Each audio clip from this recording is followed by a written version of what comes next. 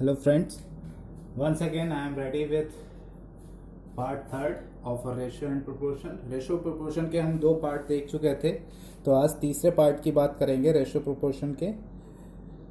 हमारे पास क्वेश्चन है, ratio of the two numbers is 5:4, find the 50% value of the second number if the 40% of the first number is 12. If the first number 40% of the first number is already given, देखिए 40% first number का 40% दिया हुआ है और हमें निकालना है कि 50% ऑफ द सेकेंड नंबर, तो सेकेंड नंबर का 50% क्या होगा। और साथ ही साथ हमें दे रखा है the ratio of the two numbers is already given. ठीक है, रेशियो जो है दो नंबर्स का रेशियो जो है वो भी हमें पास दिया हुआ है। तो अब हम देखते हैं कि इस क्वेश्चन को कैसे करेंगे।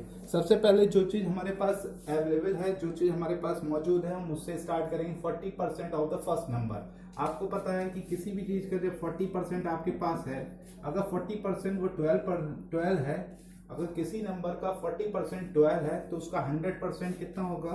तो इसका 100% निकालने के लिए, जैसे कि इसका यहाँ से हमने कितना कर दिया है, 25 से मल्टीप्लाई करके 100 बना दिया है, तो सेम तरीके से इसका भी हम क्या कर सकते हैं, हम 12 का 25 से मल्टीप्लाई करके हम इसका, ठीक है, अगर हम देखेंगे तो इसका 25%, अगर हम देखेंगे तो 2.5% इसका जो हमने निकाला है, 40% का 2.5% आ जाएगा 100।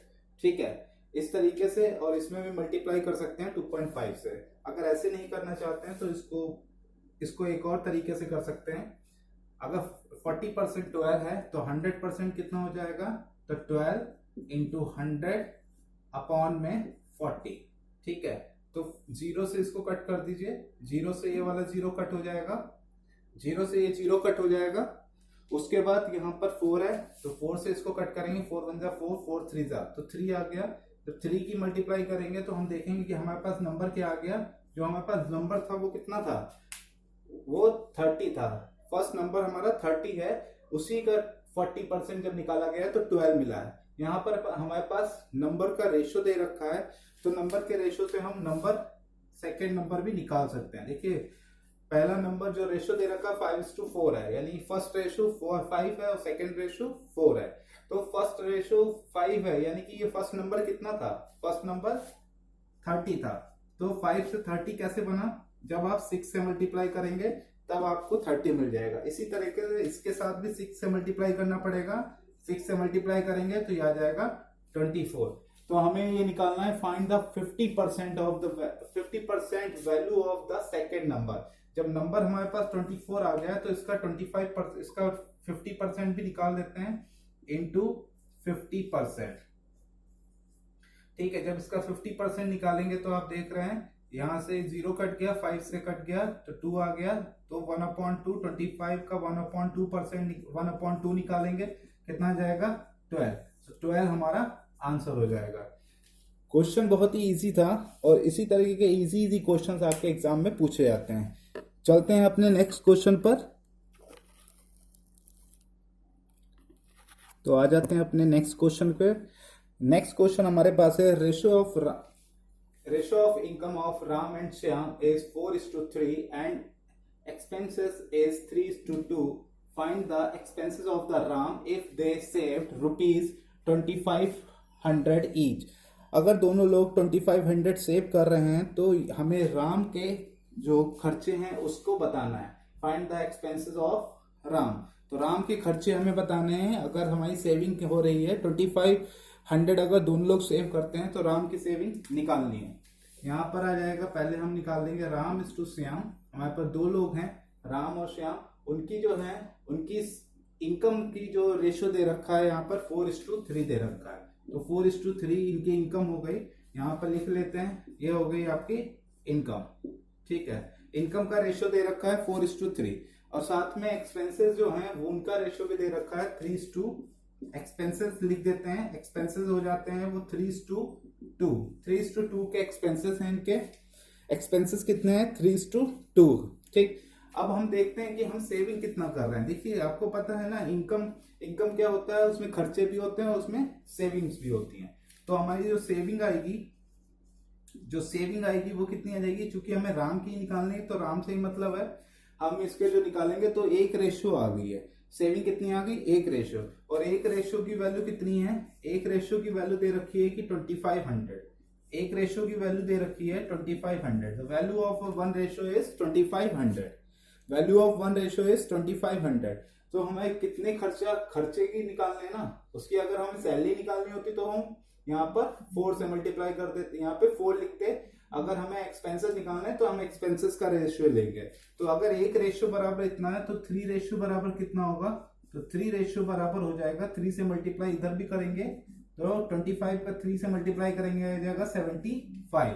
तो 7500 जो हो जाएगा वो इसके खर्चा हो जाएगा। ठीक है, राम के जो खर्चे हो जाएंगे वो आ जाएगा 7500। अगर हमें सैलरी की बात करेंगे, यहाँ पे तो हमें एक्सपेंसेस निकालने थे तो एक्सपेंसेस निकाल दिए 75। अगर हम सैलरी की बात करेंगे तो हम यहाँ पर 4 रेशियो निकालकर सैलरी भी निकाल सकते हैं। तो सैलरी कितनी हो जाएगी, सैलरी हो जाएगी उसकी 10,000 रुपीज, 10,000 रुपीज सैलरी हो जाएगी। ठीक है, अगर आपको सैलरी निकालने के लिए पूछेंगे तो आप सैलरी भी निकाल सकते हैं, क्योंकि एक सैलरी का रेशियो कितना दे रखा 4 और एक्सपेंसेस का रेशियो कितना दे रखा है 3। चलते हैं अपने नेक्स्ट क्वेश्चन पे। नेक्स्ट क्वेश्चन देखते हैं क्या कहता है। इसी तरह के क्वेश्चन हम सॉल्व करेंगे। तो हमारा नेक्स्ट क्वेश्चन है, यहाँ पर नेक्स्ट क्वेश्चन है ratio of students of their classes is 4:6:9 if 12 is added to the each number of the students at all the class become in the ratio of the 7:9:12. Find the number of the total student prior before adding the number of student। कहने का मतलब है पहले जो number of students का जो ratio था वो आपका था 4:6:9। पहले जो स्टूडेंट्स का रेशियो था वो 4:6:9 था। उसके बाद 12 जो है 12 स्टूडेंट्स जो है वो हर एक क्लास में ऐड कर दिए गए हैं, जिसके बाद जो रेशियो बन गया है वो 7:9:12 फॉर्म हो गया है। उसके बाद ये पूछ रहा है कि find the number of the total student. आपको नंबर ऑफ टोटल स्टूडेंट बताने हैं पहले के। ठीक है, प्रायर मतलब हो गया पहले, before adding the number of the students. ठीक है, ये जो नंबर ऑफ स्टूडेंट ऐड करे गए इससे पहले के कितने बच्चे थे टोटल वो आपको बताने हैं। तो कैसे निकालेंगे, पहले तो हमें 3 क्लासेस हैं, तीनों क्लासेस के रेशियो दे रखे हैं। तो क्लास 1 हो गया, एक क्लास दूसरा क्लास है और एक थर्ड क्लास है। ठीक है, तीनों क्लासेस के नंबर हम लिख लेते हैं, रेशियो दे रखे हैं 4:6:9 ये रेशियोज दे रखे हैं पहले। उसके बाद 12 स्टूडेंट ऐड करने पर जो रेशियो आ गया है वो आ गया है 7, 9 एंड 12। ठीक है, अब ये रेशियो बन गया है जब उसमें 12 स्टूडेंट्स हमने हर एक क्लास में ऐड कर दिए। जब हमने ऐड कर दिया तो हम देख रहे हैं कि दोनों का डिफरेंस कितना आ गया, 3 का डिफरेंस आ रहा है। यानी कि क्या कह सकते हैं कि 3 रेशियोज जो हैं वो सब में 3 रेशियोज कॉमन है। ठीक है, 3 रेशियोज कॉमन है सब में। तो हम 3 रेशियोज हैं और कितने बच्चे ऐड करे गए हैं, हर एक क्लास में 12 स्टूडेंट्स ऐड करे गए हैं। कितने स्टूडेंट्स ऐड करे गए हैं, 12 स्टूडेंट्स ऐड किए गए हैं हर एक क्लास में। तो 3 रेशियो जो होगा वो किसके बराबर हो जाएगा, 3 रेशियो हो जाएगा 12 के बराबर हो जाएगा। 3 रेशियो किसके बराबर हो जाएगा, 12 के बराबर हो जाएगा। जब भी इस तरह की क्वेश्चन आए रेशियो निकाल लीजिए। एक रेशियो की वैल्यू जैसे ही आप निकालेंगे उसके बाद आप चाहे किसी भी रेशियो की वैल्यू निकालनी होगी वो सब निकाल सकते हैं। अब 3 रेशियो की वैल्यू 12 है तो 1 रेशियो की वैल्यू कितनी आ जाएगी, 1 रेशियो इक्वल टू हो जाएगा 4। ठीक है, 1 रेशियो कितना हो जाएगा, 1 रेशियो की वैल्यू निकल आई, 1 रेशियो इक्वल टू हो जाएगा 4। और हमें पहले की कंडीशन बतानी है क्वेश्चन के अकॉर्डिंग कि पहले के बच्चे कितने हैं। तो इसका जो टोटल करेंगे तो 4, 6 एंड 9, इसका जो टोटल आएगा वो हो जाएगा 19। यानी कि 19 रेशियो कितने के बराबर हो जाएगा, जब एक रेशियो 4 के बराबर है, एक रेशियो 4 के बराबर है, तो 19 रेशियो कितने के बराबर हो जाएगा, तो 19 रेशियो हो जाएगा 76। 19 रेशियो कितने के बराबर हो जाएगा, 76 स्टूडेंट। यानी कि 12 स्टूडेंट्स ऐड करने से पहले कितने बच्चे थे, तो 76 बच्चे थे। ठीक, अगर आपको बाद में पूछेगा कि बाद में कितने थे, देखिए क्वेश्चन बहुत बड़ा है लेकिन आंसर बिल्कुल जरा सा है। ठीक है, खोदा पहाड़ निकली चुइया, तो बिल्कुल कुछ भी नहीं है, क्वेश्चन में कुछ भी नहीं है, बिल्कुल छोटा सा आंसर है। छोटे से ही सोल्यूशन में हमने इसको क्वेश्चन को निकाल लिया, लेकिन देखने में ऐसे लग रहा था कि बड़ा डेंजरस है। तो क्वेश्चन डेंजरस देखने में लगते हैं लेकिन सॉल्यूशन बहुत सीधे आ जाते हैं। ठीक है, चलते हैं अपने नेक्स्ट क्वेश्चन के ऊपर। तो आ जाते हैं अपने नेक्स्ट क्वेश्चन के ऊपर। नेक्स्ट क्वेश्चन हमारा दे रखा है ratio of income of A and B A और बी की इनकम का रेशो दे रखा है, ए और बी की इनकम का रेशो दे रखा है 3:2, ठीक है। आगे दे रखा है एंड देयर एक्सपेंसेस इज 4:3 और 4:3 उसके एक्सपेंसेस है। Find the income of the A if they save ₹1,500। अगर वो ₹1,000 और 500 सेव कर रहे हैं तो उनकी इनकम पूछ रहा है कि उनकी इनकम कितनी होगी। अभी रेशियोज जो दे रखे हैं, देखिए हमने इस तरीके का क्वेश्चन, अभी पहला क्वेश्चन ही हमने वैसे ही किया था जिसमें 2500 दे रखी थी उनकी इनकम, लेकिन दोनों की इनकम सेम थी। यहाँ पे दोनों की इनकम अलग अलग दे रखी है। क्वेश्चन सेम उसी तरीके से करेंगे जैसे वो क्वेश्चन किया था, ठीक है। बस थोड़ा सा चेंज है इस क्वेश्चन में, इस तरीके क्वेश्चन में बहुत थोड़ा सा चेंज होता है। देखिए ए और बी लिख लेते हैं, A:B लिख लिया। ए और बी की जो इनकम की रेशो दे रखा है उसको लिख लीजिए।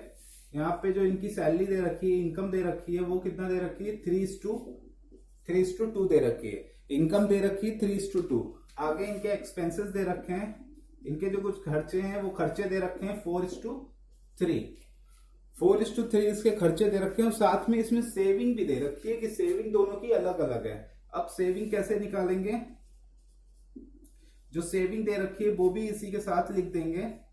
तो सेविंग हो गई इनकी, दोनों की सेविंग आ गई इतनी, ये आ गई इनकी सेविंग। जब भी इस तरीके के क्वेश्चन आएंगे तो उसमें हम मल्टीप्लिकेशन अलग तरीके से करेंगे। कैसे करेंगे मल्टीप्लिकेशन, ठीक है, देख लेते हैं। इसकी मल्टीप्लिकेशन इसके साथ हो जाएगी, इसकी मल्टीप्लिकेशन इसके साथ हो जाएगी, ठीक है। 3 की मल्टीप्लिकेशन हो गई 3 के साथ और 4 की मल्टीप्लिकेशन हो जाएगी 2 के साथ, ठीक। उसके बाद जितना भी डिफरेंस आएगा, ये जो भी वैल्यू आएगी और उसकी मल्टीप्लिकेशन इसके साथ और इसकी मल्टीप्लिकेशन इसके साथ, ठीक। इसकी मल्टीप्लिकेशन यहां पर ऐसे इसके साथ कर लेंगे, ठीक। कैसे करेंगे एक बार फिर से बता देता हूं मैं। देखिए कैसे करेंगे इसको। यहां पर जो डिफरेंस आ रहा है वो कितना आ रहा है, 3 3 9, यहां पर आगे 9, ठीक है। 4 2 8, दोनों का डिफरेंस कितना आया, 1 का डिफरेंस आया। यहाँ पर देखिए इसकी इससे गुणा करेंगे, जो मल्टीप्लाई करेंगे तो आ जाएगा 2000, ठीक है, 2000 आ गया। और यहाँ पर इसकी मल्टीप्लाई करेंगे तो आ जाएगा 3000, और 3000 माइनस 2000 करेंगे तो कितने का डिफरेंस आया, 1000। यानी कि दोनों के अंतर क्या हो गए, बराबर हो गए। तो इसलिए हम कह सकते हैं कि एक रेशियो बराबर कितने के हो गया, एक रेशियो बराबर हो गया 1000 के बराबर। ये बात समझ में आ गई आपको, ठीक है। ये बात समझ में आ गई। क्रॉस मल्टीप्लिकेशन इसीलिए किया है क्योंकि 4 की यहां से मल्टीप्लाई करी तो 8 हुआ, 3 की यहां से मल्टीप्लाई करी तो 9 हो गया, ठीक है। ये समझ में आ गया, ओके। उसके बाद यहाँ पर देखिए, इसको देखेंगे तो 3000 हो गया, यहाँ पर 2000 हो गया। 4 की जब 500 से मल्टीप्लाई करी तो 2000 हो गया। जब दोनों को सब्ट्रैक्ट करा तो 1000। दोनों के जो डिफरेंस आए हैं वो इक्वल हैं, ठीक है। एक रेशियो की वैल्यू कितनी आ गई है, 1000 आ गई। एक रेशियो की वैल्यू कितनी आ गई है, 1000 आ गई है, ठीक है। और हमें जो निकालनी है वो किसकी वैल्यू निकालनी है, हमें ए की इनकम निकालनी है। किसकी निकालनी है, ए की इनकम, ए की इनकम निकालनी है। और ए की इनकम का रेशियो कितना दे रखा है, ए की इनकम का जो रेशियो दे रखा है वो 3 दे रखा है।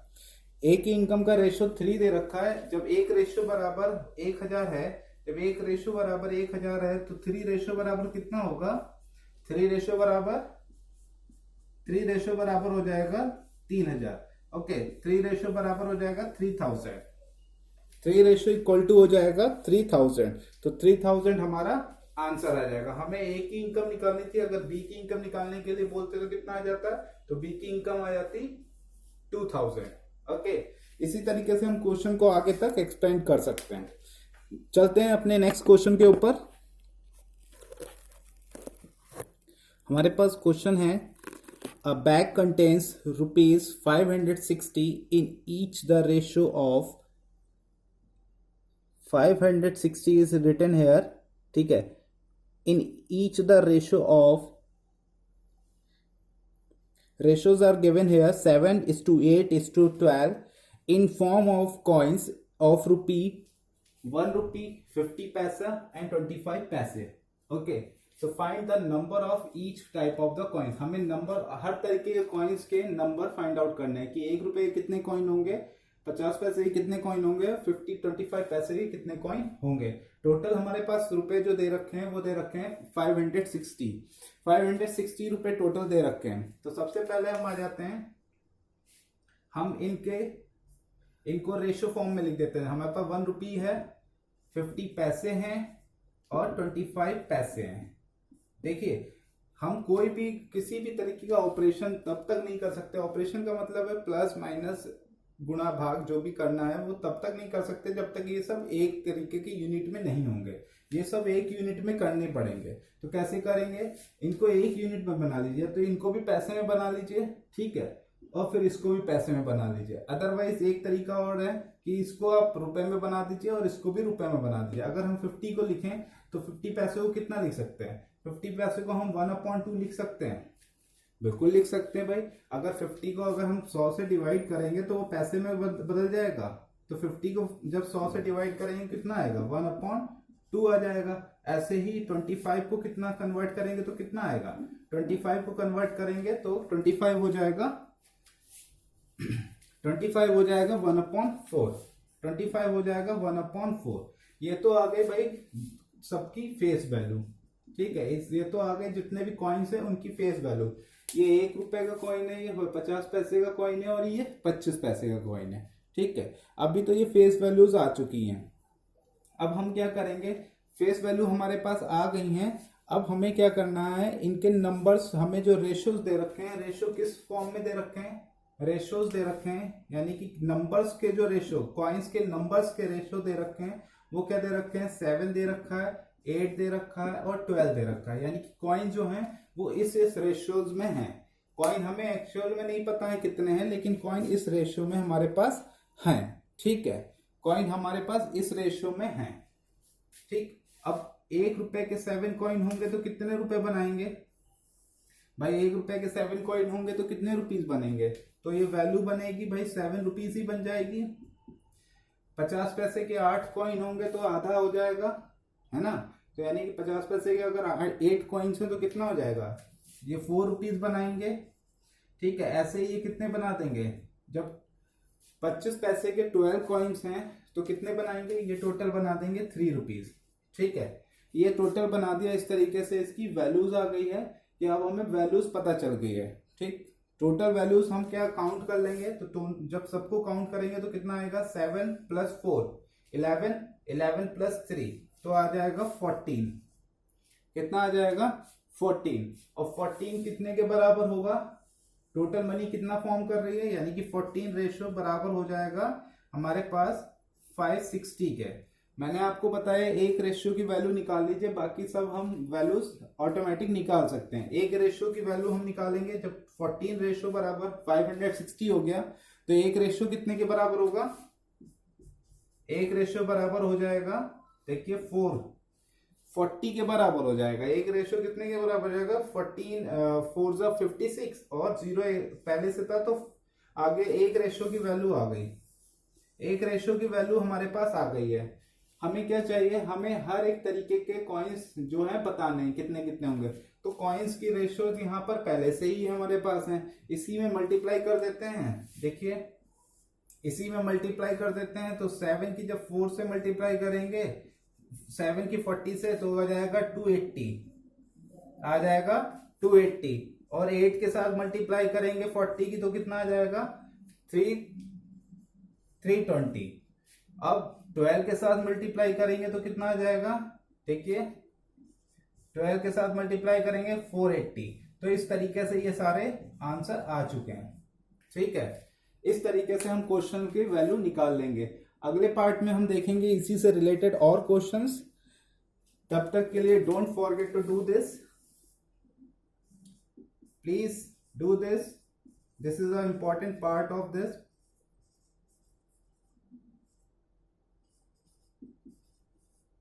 This is the most important, okay, and definitely it will come in your exam. Till that time, take care yourself. Bye bye.